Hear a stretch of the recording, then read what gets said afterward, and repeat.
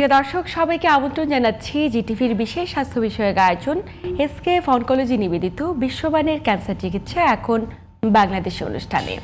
আপনাদের সাথে আছি আমি ডাক্তার অর্থি জোকরিভ। ক্যান্সার এই শব্দটি মাথায় এলে আমাদের ভেতরে একটা অজানা ভয় কিংবা আতঙ্ক কাজ করে। আমাদের চারপাশে এমন অনেক পরিবার রয়েছে যারা প্রতিনিয়ত এ ধরনের ক্যান্সার নিয়ে লড়াই করছেন। কেউ সুস্থ হয়ে দিব্যি সুস্থ জীবনযাপন করছেন, আবার অনেকেই প্রিয়জন হারানোর বেদনা নিয়ে সারাটা জীবন অতিবাহিত করছেন। তবে পরিসংখ্যান বলছে সারা বিশ্বে প্রায় 25 কোটি ব্যক্তি ফুসফুসে ক্যান্সারে আক্রান্ত। শুধুমাত্র এই যে একটি ক্যান্সার, ফুসফুসে ক্যান্সার, বেশিরভাগ ক্ষেত্রে আমরা প্রাথমিক অবস্থায় বিষয়গুলো নিয়ে খুব একটা সচেতন থাকি না, এবং ঠিক এই কারণেই অসংখ্য ব্যক্তি কেবলমাত্র ফুসফুসে ক্যান্সারে আক্রান্ত হয়ে মৃত্যুবরণ করে। দর্শক, আপনি কি করে বুঝবেন আপনি ফুসফুসে ক্যান্সারে আক্রান্ত হচ্ছেন কিনা, কখন সতর্ক হবেন এবং সতর্কতার জন্য করণীয় বিষয়গুলোই বা কী হতে পারে? আজ কথা বলবো এই প্রত্যেকটি বিষয় নিয়ে, এবং আলোচনা করবার জন্য স্টুডিওতে আমাদের সাথে উপস্থিত রয়েছেন অধ্যাপক doctor Abdullah Al Mamun Khan, medical oncologist, অধ্যাপক ও বিভাগীয় প্রধান, মেডিকেল অনকোলজি বিভাগ, শহীদ সোহরাওয়ার্দী মেডিকেল কলেজ ও হাসপাতাল। স্যার, স্বাগত আমাদের আজকের আয়োজনে। আপনাদের ধন্যবাদ আমাকে ইনভাইট করার জন্য। আপনাকেও ধন্যবাদ। আজ ফুসফুসে ক্যান্সার নিয়ে কথা বলবো। শুরুতে একটু জানতে চাই যে সারা দেশে কি পরিমাণ ব্যক্তি ফুসফুসে ক্যান্সারে আক্রান্তের ঝুঁকিতে রয়েছে? হ্যাঁ, ধন্যবাদ আপনাকে। ক্যান্সার, ফুসফুস ক্যান্সার আসলে সারা পৃথিবীতেই যেরকম আমরা বলে থাকি যে এটা most common occurrence of the malignancy, মানে যতগুলো ক্যান্সার আছে তার মধ্যে ফুসফুস ক্যান্সার প্রথম, এবং সারা বিশ্বে এটা 2.5 মিলিয়ন নিউ কেস হয় প্রতি বছর, এবং মৃত্যুর দিক থেকেও এটা প্রথম, প্রায় 1.8 মিলিয়ন প্রতি বছর ডেথ হয়। এবং আমাদের দেশেও কিন্তু এটা যদি পুরুষদের মধ্যে চিন্তা করি তাহলে এটা একেবারেই প্রথম সারিতে আছে, এবং প্রতি বছর 11 থেকে 18 হাজারের মতো নতুন কেস হয়ে থাকে। মানে এই যে এত এত ব্যক্তি ফুসফুসে ক্যান্সারে আক্রান্ত হচ্ছে, মানে আসলে কি কারণে এত ব্যক্তি আক্রান্ত হচ্ছে? আক্রান্তের ঝুঁকিতে কারা? আমরা যদি আসলে এটার কারণগুলো উদ্ভাবনের চেষ্টা করি তাহলে প্রথমে আমরা দেখতে পাবো যে 85% কেসে আসলে এটার জন্য দায়ী হলো টোবাকো। এটা স্মোকিং ফর্মে অথবা নন স্মোকিং ফর্মে, লাইক জর্দা বা সাদা পাতা বলি, অথবা গুল, এই ফর্মে যে কোনো ফর্মেটে আসুক, টোবাকো এটার মেইন কারণ। আর আছে সিভিয়ারলি এনভায়রনমেন্ট পলিউশন যেটাকে বলি। এছাড়া আছে আমাদের যে বায়োমাস ফুয়েল, যেটা আমরা লাকড়ি দিয়ে এলাকায় রান্না করে, এবং কিছু কিছু ক্ষেত্রে আছে আসলে বংশগত বা জেনেটিক কারণে এই ক্যান্সারগুলো হয়ে থাকে। মানে পরিবারে কারো রয়েছে, আমার পরিবারে বাবা মা বা একদম ফার্স্ট ব্লাড রিলেটেড কোনো ব্যক্তি, তাহলে আমারও ক্যান্সার আক্রান্তের ঝুঁকি রয়েছে, হওয়ার সম্ভাবনা আছে, হবেই। আসলে বিষয়টা এমন নয়, থেকেই যায়, হতে পারে। আমাদের দেশে তো অনেক ব্যক্তি স্মোকিং করে, অনেকের তো ক্যান্সার হয়, অনেকের হয় না। আসলে আমি যদি একটু জানতে চাই আপনার কাছে যে প্রতি বছর কি পরিমাণ স্মোকিং করলে, এমন কি কোনো নির্দিষ্ট নাম্বার রয়েছে যে এতগুলো স্মোক করলে তাহলে আক্রান্তের ঝুঁকিতে বেশি থাকবে? হ্যাঁ, আসলে আমরা যেটা আগে বলছিলাম যে টোবাকো 85% কেসে আসলে এটা দায়ী, যে এবং ধূমপান যে ফর্মে হয়ে থাকে সেটাই মূলত বেশি দেয়। এবং যে মানুষটি আসলে অনেক দিন ধরে ধূমপান করবে এটা নির্ভর করবে প্যাকিয়ারের উপরে। যত সিভিয়ারলি আসলে সংখ্যায় বেশি হবে স্মোকিংয়ের বা স্টিকের সংখ্যা, তার ক্ষেত্রে আসলে তত রিস্ক থাকে। আবার দেখা যাচ্ছে যে সবার ক্ষেত্রে কিন্তু আসলে স্মোক করলে ক্যান্সার হয় বিষয়টা এমন না। সবার তো রোগ প্রতিরোধ ক্ষমতা আসলে একরকম নয়। যার প্রতিরোধ ক্ষমতা ভালো আছে বা ডিএনএ ড্যামেজের রিপেয়ার সিস্টেম যার অনেক উন্নত, তার ক্ষেত্রে হয়তো অনেক লেটে হতে পারে অথবা নাও হতে পারে। কিন্তু যাদের প্রতিরোধ ক্ষমতা একটু কম এবং যাদের আর্লি মিউটেশন হয়ে যায়, জেনেটিক মিউটেশন, তাদের ক্ষেত্রে ফুসফুস ক্যান্সার হওয়ার চান্স আর্লি হয়ে থাকে। আচ্ছা, সেক্ষেত্রে স্যার একটু জানতে চাইবো যে ফুসফুসে ক্যান্সার হচ্ছে কিনা, মানে কি করে একজন ব্যক্তি বুঝবেন? মানে বোঝার কি কোনো উপায় রয়েছে? আমরা তো জানি ফুসফুস মানে কাশি, ফুসফুসে কোনো প্রদাহ হলে সেটা কাশি দিয়ে শুরু হয়। মানে কাশি ছাড়া আর কি কি ধরনের উপসর্গের মাধ্যমে একজন ব্যক্তি সচেতন হবেন? ফুসফুস ক্যান্সারের যে লক্ষণগুলো আসলে আছে, এটি নির্ভর করে যে কোন সাইটে টিউমারটা হয়েছে তার উপরে নির্ভর করে। প্রথমেই যেটা আমরা মনে করি যে এটা অ্যাসিমটোমেটিক হতে পারে, কোনো লক্ষণই হয়তো শুরুতে থাকে না। এরপরে ধীরে ধীরে যখন এটি বড় হয়ে যায় তখন কিন্তু লক্ষণগুলো দেখা যায়। যেমন যেমন লক্ষণগুলোর ভিতরে যেটি আছে কাশি তো হতেই পারে, এছাড়া হতে পারে যে কাশির সাথে ব্লাড আসতে পারে, চেস্ট পেইন হতে পারে, শ্বাসকষ্ট হতে পারে, অথবা এর কোনোটিই না হয়ে ক্ষুধামন্দা হতে পারে, ওজন কমে যাবে, অথবা যদি মেটাস্টেসিস হয়ে যায় বা শরীরের অন্যান্য কোনো জায়গায় এটি ছড়িয়ে পড়ে, তাহলে সেই অনুযায়ী আসলে লক্ষণগুলো দেখা দিবে। তাহলে প্রাথমিক অবস্থায় একজন ব্যক্তি দেখবে যে তার শ্বাসকষ্ট হচ্ছে, কাশি হচ্ছে, বুকে ব্যথা করছে, এগুলো তো অ্যাজমারও উপসর্গ। আমরা সাধারণ জীবনযাপন করছি, অনেকের নিউমোনিয়া হচ্ছে, অনেকের শ্বাসকষ্ট হচ্ছে, অনেকের সাধারণ সর্দি কাশি থেকেও কাশি হচ্ছে, শ্বাসকষ্ট হচ্ছে। প্রাথমিক অবস্থায় তো বিষয়গুলোকে গুরুত্ব দেয় না বেশিরভাগ ক্ষেত্রে রোগীরা। কোন ক্ষেত্রে আপনাদের শরণাপন্ন হয় এবং আর্লি স্টেজে যে আমাদের সচেতনহীনতা, এটা ক্যান্সারকে সামনে এগিয়ে যাওয়ার জন্য আসলে কতটুকু প্রভোক্ট করে? সচেতনহীনতা আসলে যেমন ডিজিজের প্রোগ্রেশনে হেল্প করে, সেরকম এটা সার্ভাইভাল রেটের উপরে ইম্প্যাক্ট করে এবং ডেথ রেটকে আসলে বাড়ায়। যদি সবাই সচেতন হই তাহলে এটি আর্লি স্টেজে ডায়াগনোসিস করা সম্ভব।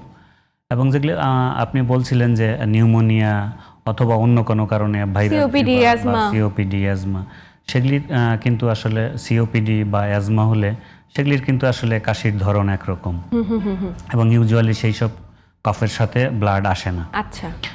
আর নিউমোনিয়া একটা শর্ট টার্ম ডিজিজ, এটা কিছুদিন পরে হয়তো ঠিক হয়ে যাবে। কিন্তু ম্যালিগন্যান্সির ক্ষেত্রে এই লক্ষণগুলো অনেক দিন হয়ে থাকে, 3 সপ্তাহ বা তার বেশি সময় ধরে হতে থাকে, 1 মাসের অধিক সময়, 1 মাস বা তারও বেশি সময়, 2 মাস, 3 মাস, অনেক দিন হতে থাকে। ক্ষুধামন্দা হয়ে থাকে, ওজন কমে যায়, এবং যাদের ক্ষেত্রে স্মোকিং এর হিস্ট্রি আছে অথবা ফ্যামিলি হিস্ট্রি আছে তাদের ক্ষেত্রে অবশ্যই সচেতন হওয়া উচিত। এবং যে ব্যক্তি সচেতন থাকবেন তার রোগটি শুরুতেই নির্ণয় করা সম্ভব, এবং শুরুতে নির্ণয় করা গেলে তাকে রোগ থেকে একেবারে নিরাময় করাও সম্ভব। আচ্ছা, তো আমি একটু জানবো যে কাশি হচ্ছে, কাশির সাথে রক্ত যাচ্ছে 1 মাসের অধিক সময়, এবং কাশির ধরনটা আপনি বলছিলেন ডিফারেন্ট, যেমন শ্বাসকষ্টের ধরন, যেমন সিওপিডির ধরন, এক্ষেত্রে কাশির ধরনটা ডিফারেন্ট। কাশির ধরন বলতে আমরা কি বুঝাচ্ছি আসলে? যে আমার কাশির সঙ্গে শুধু রক্ত যাবে এবং দিনের একটি নির্দিষ্ট সময় কি কাশি হয় নাকি সব সময়? ন্যাগিং কফ বলি আমরা, সেটা হতে পারে। আবার কাশির জন্য অথবা টিউমারের কারণে কিন্তু ভয়েস চেঞ্জ আসতে পারে। আচ্ছা, এটা টিউমারের কারণেও হয়ে থাকে। তো অনেকগুলো লক্ষণের সমষ্টি আসলে আমরা মনে করি যে তার ম্যালিগন্যান্সি হতে পারে। বয়স একটা ফ্যাক্টর, যদিও এখন কিন্তু আসলে আর্লি স্টেজেও হচ্ছে। আমরা যদিও আগে বলতাম যে ফুসফুস ক্যান্সার এটা একটা লেট এজ ক্যান্সার, কিন্তু এখন দেখা যাচ্ছে যে 30-এর পরে বা 40-এর কোঠায়ও কারো যদিও এটা সংখ্যা একেবারেই কম, কিন্তু এই বয়সেও হতে পারে।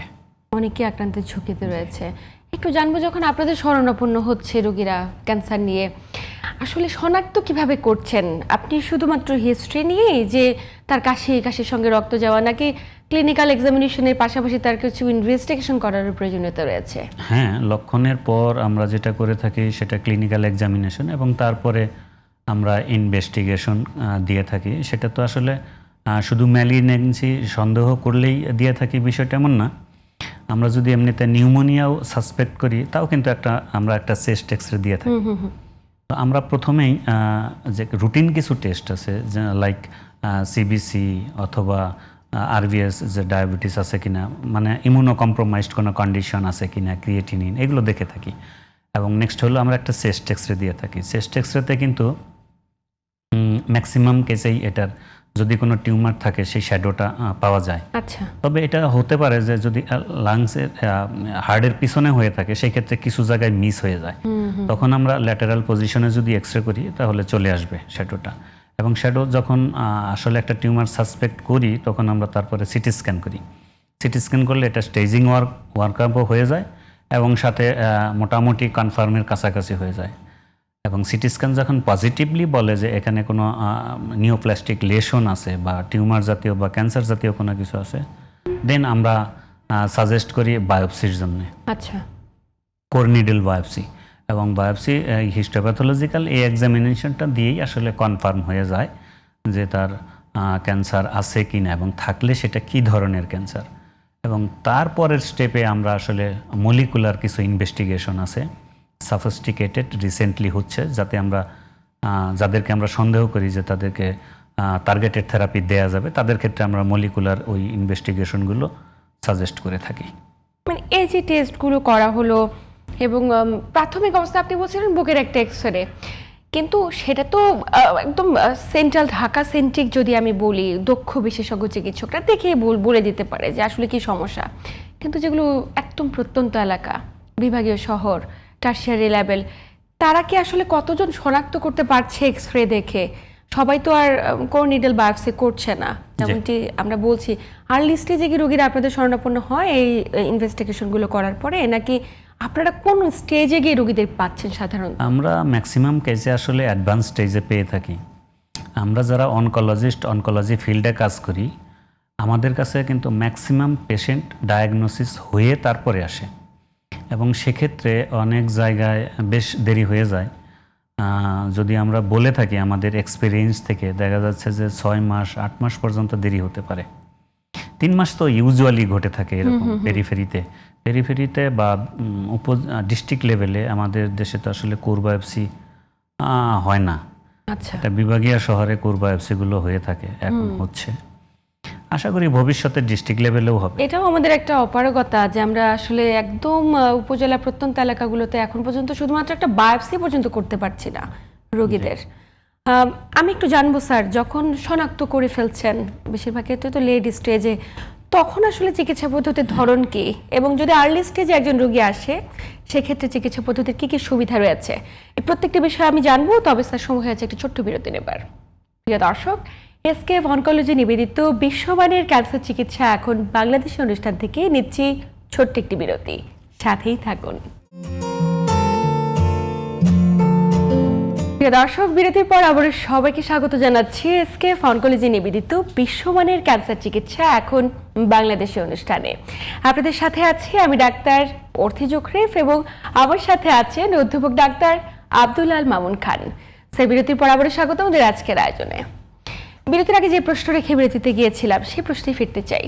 একটু জানবো যে এই যে এত এত ব্যক্তি ক্যান্সার শনাক্ত হচ্ছে, আমরা বলছিলাম যে বিভাগীয় শহর থেকে প্রত্যন্ত জেলা উপজেলাগুলোতে আসলে খুব লেট স্টেজে গিয়ে রোগীরা শনাক্ত হচ্ছে, কারণ কোর বায়োপসি নেই, অনেক ক্ষেত্রে সচেতনতার অভাব। কিন্তু শহরে মানে ঢাকা কিংবা চট্টগ্রাম কিংবা বিভাগীয় শহরগুলোতে অনেক ক্ষেত্রে দ্রুত সময় শনাক্ত হয়, কিন্তু রোগীরা সচেতন নয়। যখন আপনার কাছে আসে আসলে প্রাথমিক অবস্থায় এলে চিকিৎসা পদ্ধতির কি কি ধরন রয়েছে, এবং যদি লেট স্টেজে আসে তখন কি চিকিৎসা পদ্ধতির ধরন বদলে যায় কিনা? আপনি আসলে ঠিক বলেছেন যে লেট স্টেজে আসলে চিকিৎসা পদ্ধতি বদলে যায়, যেমন সেরকম আসলে সার্ভাইভাল রেটও কমে যায়। কারণ হলো যে লেট স্টেজে যখন রোগী প্রেজেন্ট করে, তখন আসলে প্যালিয়েটিভ চিকিৎসা ছাড়া আর কোনো উপায় থাকে না হাতে। কিন্তু যদি ওই পেশেন্টটি আর্লি স্টেজে আমাদের কাছে আসে, তাহলে কিন্তু অনেক চিকিৎসা পদ্ধতি বা অপশন থাকে, এবং সেই ক্ষেত্রে রোগীকে একেবারে নির্মূল করা সম্ভব। যেমন যদি একেবারে আর্লি স্টেজে আসে, তাহলে সার্জারি করলেই কিন্তু হয়ে যায়। সার্জারি এবং অ্যাডিকুয়েট মার্জিন যদি ক্লিয়ার থাকে, তাহলে কিন্তু রোগী একদম ডিজিজ ফ্রি হয়ে যায়। আবার কিছু কিছু জায়গা আছে যে সার্জারি এবং প্যালিয়েটিভ কেয়ার একেবারে মাঝামাঝি যে পর্যায়গুলো আছে, সেই ক্ষেত্রে আমরা সাজেস্ট করে থাকি যে কিছু কেমোথেরাপি দিয়ে ডিজিজটাকে ডাউন স্টেজিং করে তারপরে অপারেশন করানো, এবং এদের ক্ষেত্রেও কিউর করা সম্ভব। কিন্তু যদি লেট স্টেজে আসে, তখন আসলে কিউর করা খুব কঠিন হয়ে যায়। আচ্ছা আচ্ছা স্যার, এই যে মানে একটু জানবো যে আমরা তো লেট স্টেজে কখনো চাই না কোনো রোগীরা আসুক, অবশ্যই সচেতনতা বাড়ানো জরুরি, সচেতনতার জন্যই তো আমাদের এই আয়োজনগুলো। কিন্তু যখন কেমোথেরাপি কিংবা রেডিওথেরাপির পরামর্শ দেওয়া হয়ে থাকে, অন্যান্য অনেক ক্যান্সারের ক্ষেত্রে আমরা তো দেখি অপারেশন একটি গুরুত্বপূর্ণ রোল প্লে করে, অপারেশন করে ওই টিউমারটুকু কেটে ফেলা হলো। কিন্তু যদি ফুসফুসের ক্যান্সারের কথা বলি, সেখানে আগে কেমোথেরাপি নাকি আগে রেডিওথেরাপি নাকি টার্গেটেড থেরাপি, কোনটি আগে প্রাধান্য পাবে? এটা কি একমাত্র সিদ্ধান্ত কি চিকিৎসকের কিনা?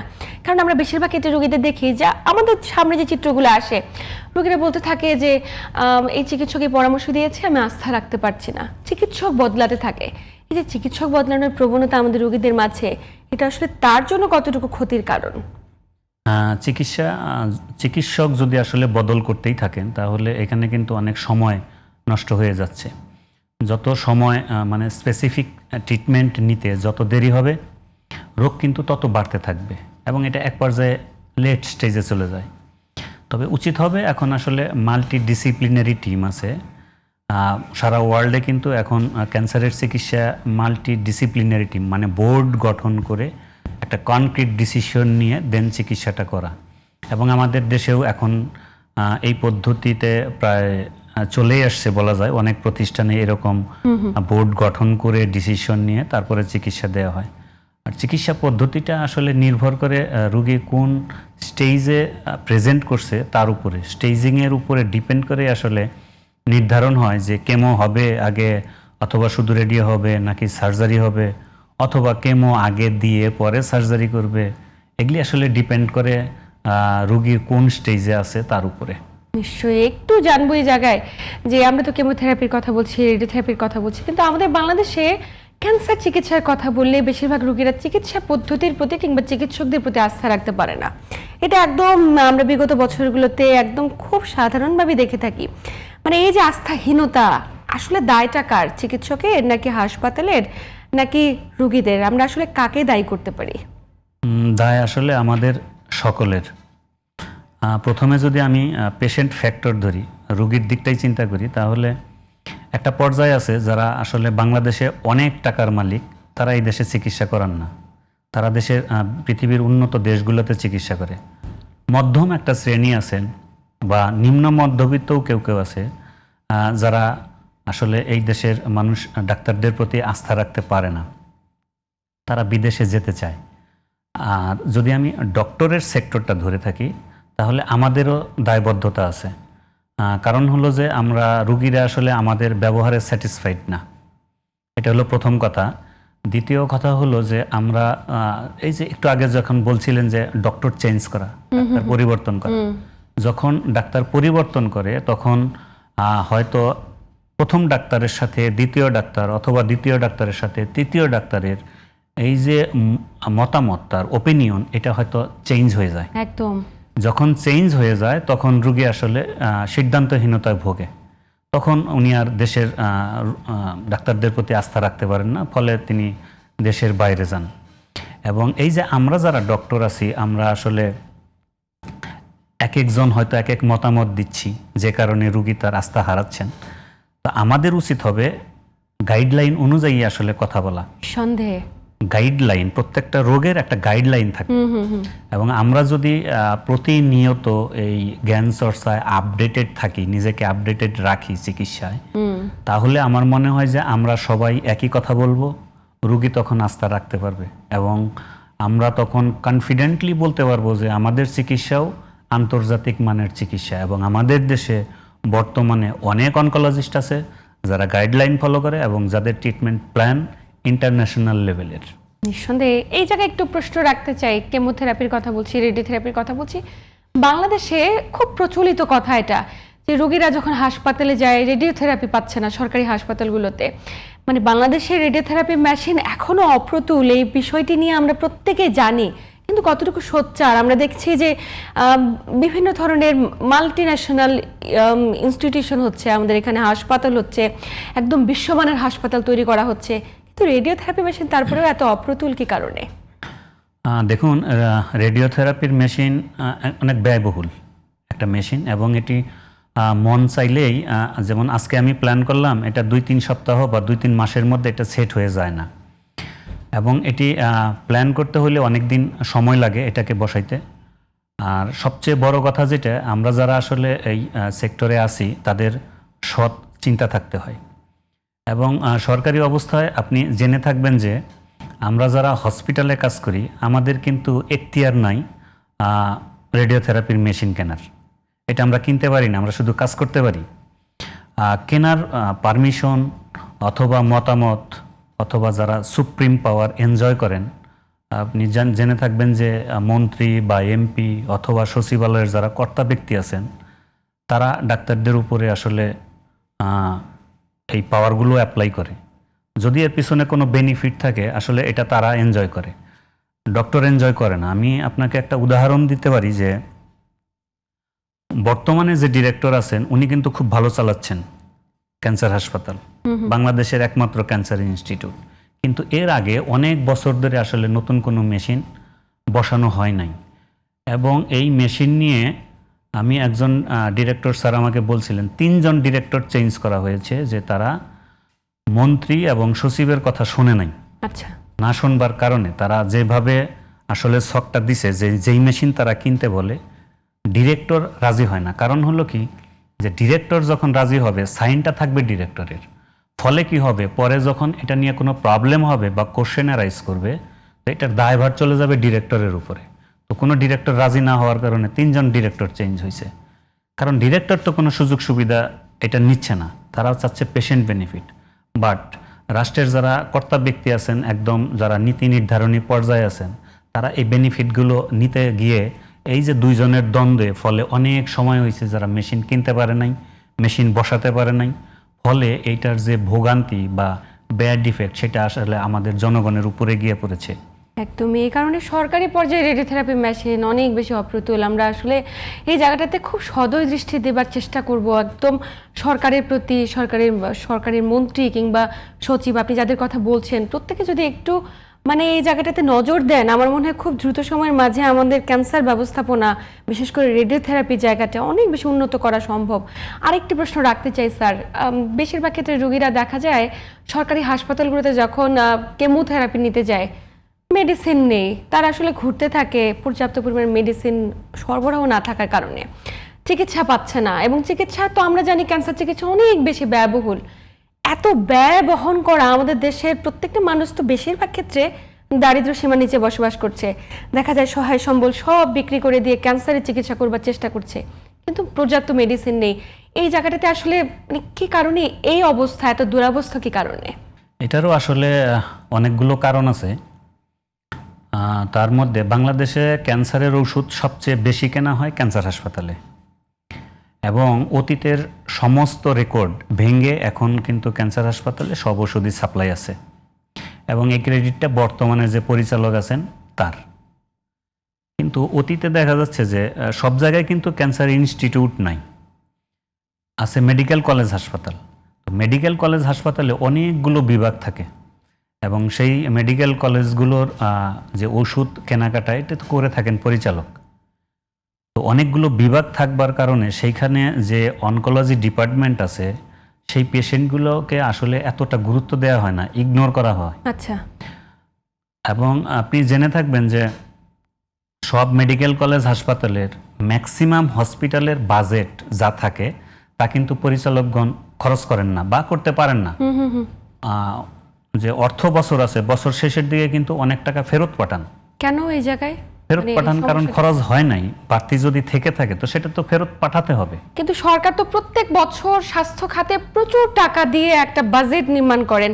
এই যে এবার লাস্ট বাজেট অধিবেশনে স্বাস্থ্য খাতে অনেক বেশি টাকা দেওয়া হয়েছে, কিন্তু সেগুলো যদি খরচ না করে আমাদের রোগীদের যে দুরবস্থা সেটা তো দূর হচ্ছে না। আসলে এই জায়গায় আসলে পরিবর্তনটা আমরা কিভাবে আনতে পারি? এটা আসলে আমরা যারা সরকারি চাকরি করি, কর্মকর্তা বলেন বা কর্মচারী বলেন, এই দায়বদ্ধতা আসলে আমাদের। আমি যদি জনস্বার্থে কাজ করি তাহলে আমার মনে হয় না যে সরকার আমাকে কোনো কোশ্চেনের মধ্যে ফেলবে, এবং যারা পরিচালক থাকেন টাকা ফেরত দেন খরচ না করে, আমার মনে হয় যে তাদেরকে আসলে একটু কাউন্সিলিংয়ের আওতায় আনা উচিত। তাদেরকে বোঝানো উচিত যে এই টাকাটা আসলে দেয়াই হয়েছে জনস্বার্থে, জনগণের খরচ করার জন্য, কাজেই যেই ওষুধই লাগুক এবং সেটা যেই দামেরই হোক কেনা উচিত। নিশ্চয়ই এই জায়গাটাতে অবশ্যই সতর্ক হবেন সরকারি বেসরকারি যারা নীতি নির্ধারক রয়েছে, নীতি নির্ধারণী পর্যায়ে যারা কাজ করছে, অবশ্যই তারা যদি একটু দৃষ্টি দেয়, আমার মনে হয় বাংলাদেশ সবার আগে, বাংলাদেশ নীতিতে যেমন করে দেশ এগিয়ে যাচ্ছে তেমন করে ক্যান্সার ব্যবস্থাপনাও এগিয়ে যাবে। স্যার, একটু প্রশ্ন রাখতে চাই, যে এত ব্যক্তি ক্যান্সারে আক্রান্ত হচ্ছে, বিশেষ করে ফুসফুসের ক্যান্সার, আমরা কখনো চাই না ফুসফুসের ক্যান্সারে কোনো ব্যক্তি মৃত্যুবরণ করুক। আপনি বারবার বলছিলেন যে আর্লি স্টেজে ক্যান্সার ডায়াগনোসিস সার্ভাইভাল রেট অনেক ভালো, যত লেট হবে তত মৃত্যু ঝুঁকি বেশি। আর্লি স্টেজে ক্যান্সার ডায়াগনোসিস করার ক্ষেত্রে সতর্কতা কি হতে পারে, এবং আসলে প্রতিরোধ ব্যবস্থা গড়ে তোলার ক্ষেত্রে আপনি দর্শকদের উদ্দেশ্যে কি পরামর্শ দেবেন? এটা ভেরি সিম্পল। আমরা যেহেতু জানি যে 85% দায়ী হলো টোবাকো, কাজে আমি টোবাকো যদি অ্যাভয়েড করি তাহলে ফুসফুস ক্যান্সার রিস্ক কমে যাবে। এনভায়রনমেন্টাল পলিউশন, এই জায়গায় সবাইকেই অবদান রাখতে হবে যাতে পরিবেশ দূষণ কমে যায়, এবং এই জায়গায় রাষ্ট্রের দায়বদ্ধতা আছে, পরিবেশ কিভাবে দূষণ কমাবে সেটা রাষ্ট্র চিন্তা করবে।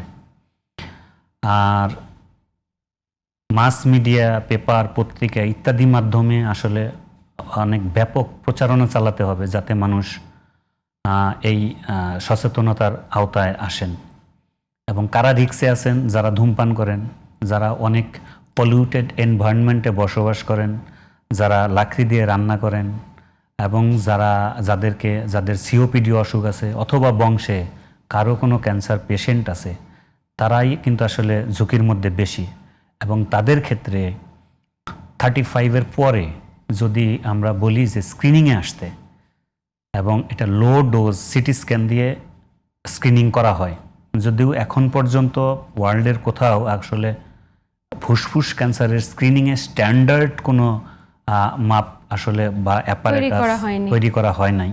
এখন পর্যন্ত উন্নত দেশগুলোতে লো ডোজ সিটি স্ক্যান দিয়েই স্ক্রিনিং করা হয়। আচ্ছা আচ্ছা। এবং এটা যদি আমরাও করে থাকি তাহলে আর্লি স্টেজে আমরা রোগী শনাক্ত করতে পারবো। নিঃসন্দেহে অবশ্যই এই জায়গাটাতে প্রত্যেকটা ব্যক্তি সচেতন হবেন। যদি কারো পরিবারে ক্যান্সার থাকে, বিশেষ করে ফুসফুসে ক্যান্সার, এছাড়া কাশি থাকে, শ্বাসকষ্ট থাকে, বমির সাথে কাশির সাথে রক্ত বেরিয়ে আসে, একদম সময়ক্ষেপণ করার কোনো অবকাশ নেই। এই যে আমরা চিকিৎসক বদলাতে থাকি, তারপরে অপচিকিৎসকের প্রতি আস্থা রাখি, এই জায়গাগুলোতে অবশ্যই আমাদের সতর্কতা ছাড়া কখনোই ক্যান্সার থেকে নিজেকে সুরক্ষিত রাখা সম্ভব নয়। একদম আলোচনার শেষ প্রান্তে স্যার, আপনাকে আন্তরিক ধন্যবাদ গুরুত্বপূর্ণ তথ্য এবং পরামর্শের মাধ্যমে দর্শকদের উপকৃত করবার জন্য। ধন্যবাদ আপনাদের। প্রিয় দর্শক, এই ছিল আমাদের আজকের আয়োজন। যেমনটি বলছিলেন আমাদের বিশেষজ্ঞ চিকিৎসক, প্রত্যক্ষ কিংবা পরোক্ষভাবে ধূমপান এটি হতে পারে ফুসফুসে ক্যান্সারের অন্যতম কারণ। তাই আসুন জীবনযাত্রার মান পরিবর্তন করি নিজেদের খাদ্যাভ্যাসে, এবং সেই সাথে বায়ু দূষণ, পরিবেশ দূষণ এবং এই যে ধূমপান, এটি থেকে নিজেকে একটু সংযুক্ত রাখি। সবাই ভালো থাকুন, সুস্থ থাকুন এবং জিটিভির সাথেই থাকুন।